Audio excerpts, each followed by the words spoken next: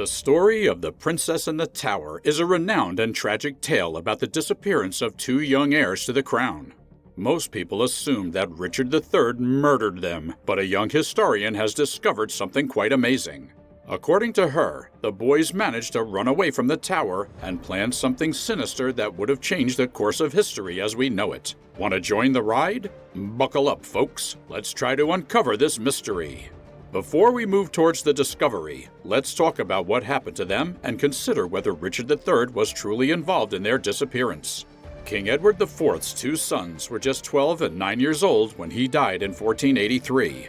At the age of 12, Edward stood to inherit the throne and was relocated, along with his brother Richard, to the Tower of London, as was traditional at the time when awaiting a coronation. Richard III, Edward IV's brother, was designated as the defender of the kingdom. His nephews, the young heir and his sibling, were entrusted to him for protection. The youngsters were last seen playing in the Tower of London Gardens in June of 1483. With a handful of weeks before Edward's coronation, the sons were declared illegitimate. This was owing to an accusation that Edward IV and Elizabeth Woodville's marriage was illegal. A few days after the sons were declared illegitimate, Richard III assumed the throne and rose to power. Young Edward and Richard were never seen again, and their strange disappearance dogged Richard III's 2 years in power, during which many people were angry and suspicious of him. Richard III was murdered at the Battle of Bosworth on August 22, 1485, and Henry Tudor, or Henry VII, ascended to the throne. Workmen discovered two skeletons at the base of the White Tower stairs to the church in 1674. The remains were determined to be those of the princes in the tower after an investigation led by the royal surgeon and selected antiquaries. King Charles II had them reburied in an urn in Westminster Abbey. The skeletons were re-examined in 1933 using more sophisticated scientific procedures, and while the conclusions were not regarded as conclusive, they are widely thought to be consistent with two youngsters of the prince's age. But was it Richard who had them murdered? That remains an unsolved enigma. Now, there's new research that uncovered some new and pretty interesting things. According to research, the princes in the tower were not executed by Richard III, but were instead spirited to Europe and later attempted to reclaim the throne. Philippa Langley, the amateur historian who discovered Richard's remains beneath a Leicester car park, has produced a series of extraordinary discoveries to support her theory. She believes that the true princes were a duo rejected by history as pretenders to the throne, Lambert Simnel and Perkin Warbeck, who both launched failed bids to dethrone Henry VII in the late 15th century. The two boys, Edward IV's sons and Richard's nephews, vanished from history after being transported to the Tower of London in 1483. Shakespeare dramatized a popular notion that they were murdered on the orders of their uncle. Skeletons unearthed under a stairway at the tower in the 17th century were identified as the princes and relocated to Westminster Abbey, although their DNA has never been tested. Miss Langley, on the other hand, said that records discovered in European archives led to their escape and later plans to attack England. One account purports to be a witness testimony from Richard, the youngest prince, who was 9 years old at the time of his abduction. The author mentions being smuggled out of the tower by Henry and Thomas Percy in a book written a decade later. They shaved my hair and put on a poor and drab shirt, and we went to St. Catherine's Dock, the narrative continues, adding that they took a boat and came ashore in the dunes at Boulogne-sur-Mer before continuing on to Portugal. Miss Langley described the paper as absolutely mind-blowing, adding that the degree of detail made it unlikely to be a forgery. Although there is no additional evidence that Richard was the author, independent experts have validated it as being written during that period. A second 1483 letter, which appears to have a royal seal and the signature of Richard, Duke of York, promises to pay 30,000 florins to Duke Albert of Saxony within 3 months of assuming the English throne. A guy purporting to be Richard came to England with a small force in 1495. After fleeing to Scotland, he launched a second invasion that resulted in his capture in 1497. He signed a confession saying that he was a boatman's son named Perkin Warbeck, but Miss Langley believes he was actually Richard. Another record indicates that in 1493, King Maximilian, ruler of the Holy Roman Empire, recognized a man as the prince based on 3 distinguishing birthmarks. Miss Langley also produced 2 documents as proof that Edward, the elder prince who vanished when he was 12 years old, lived and attempted to retrieve his birthright. A 1487 French receipt for weapons from a Yorkist invasion of England claims that they were to arm troops acting for the prince's aunt, Margaret of Burgundy. According to the receipt, the invasion would be conducted by her nephew, Edward IV's son, who had been expelled from his dominion. The invasion was commanded by the young Lambert Simnel, who was caught and later pardoned in the Battle of Stoke Field.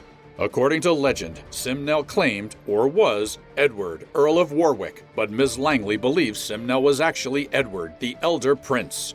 The evidence gathered by some of the 300 volunteers recruited for Miss Langley's Missing Princes project will be presented in a Channel 4 program titled The Princes in the Tower, The New Evidence, which will air on October 18th. Miss Langley, an ardent Ricardian who spearheaded the successful hunt for Richard III's grave in 2012, said she expected some historians to disagree with her theories. She did, however, say that history should challenge the dominant narrative. The young historians who get in touch with me through my website are saying, "Look, we've had enough of just repeating something because a famous writer has said it. We want to start our own questioning," she told me. She described herself as being in 7th heaven after seeing the documents. Philippa represents, with her refusal to accept the established story, everything that Channel 4 is about, stated Emily Shields, commissioning editor at Channel 4. Philippa has made an incredibly compelling case. I believe viewers will watch the film and form their own opinions. It's unclear how the latest claims square with the Missing Princes Project's previous assertion, made in 2021, that the elder prince lived out his days in a Devon village under the name John Evans. Now, one may ask questions like, where did the princes go? Who was responsible for their disappearance? Aside from their disappearance, there is no clear evidence that the princes were murdered, and there are no reliable, well-informed, independent, or impartial sources regarding the events. Nonetheless, after their disappearance, rumors arose fast that they had been murdered.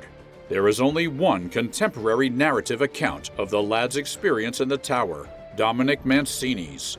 Mancini's account was discovered at the Lille Municipal Library in 1934. Later narratives produced following Henry Tudor's ascension are sometimes considered prejudiced or influenced by Tudor propaganda. 4 unidentified bodies have been discovered that are thought to be related to the events of this period. 2 in the Tower of London and 2 in St. George's Chapel, Windsor Castle. Those discovered in the tower were interred in Westminster Abbey, but authorities have so far refused to allow DNA testing to identify either set of remains as the princes positively. The prospect of a clear answer, either yes or no, may be regarded to be made far more likely by scientists now, obtaining Richard III's DNA data as a result of his body's discovery in a Leicester parking lot. Several sources claim that there were rumors of the princes' deaths in the aftermath of their disappearance. Murder rumors extended to France as well.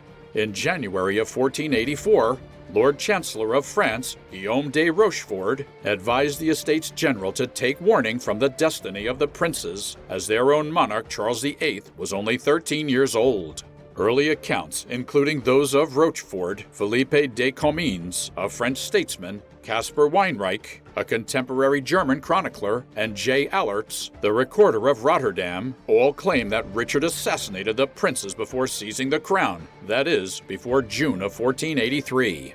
Now, who's to blame for the disappearances? Some writers have also blamed the first Duke of Norfolk, Henry VII's mother, Margaret Beaufort, and Jane Shore. None deserve serious consideration. Pollard argues of these possibilities. The difficulty with all of these claims is that they raise the subject of access to the tower without Richard's knowledge and ignore the fact that Richard was in charge of his nephew's safety. Philippa Gregory's BBC documentary series, The Real White Queen and Her Rivals, recently backed the Beaufort idea. However, it is not supported by any evidence other than a speculative one of possible motive. Historian David Baldwin believes Henry VII's reluctance to discuss the topic was due to the fact that at least one of the princes was still alive. He believes Richard was more likely to survive, with Edward dying of a disease. Baldwin claims it was impossible that no one knew what happened to the princes after they entered the tower. He believes Richard III and Henry VII, key courtiers, and the boy's mother would have all known the boy's whereabouts and well-being. Baldwin contends that if this were the case, Henry VII would have had the option of remaining silent about Richard's survival or having him executed, and concludes, he would have been happy to let people think the boys had been murdered, but not to speculate when or by whose hand.